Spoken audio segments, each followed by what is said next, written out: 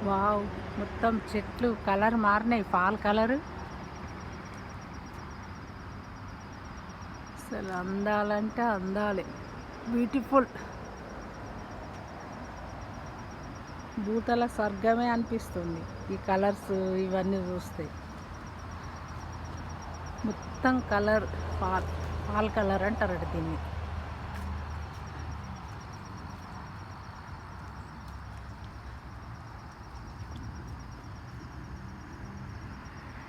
Super కదా.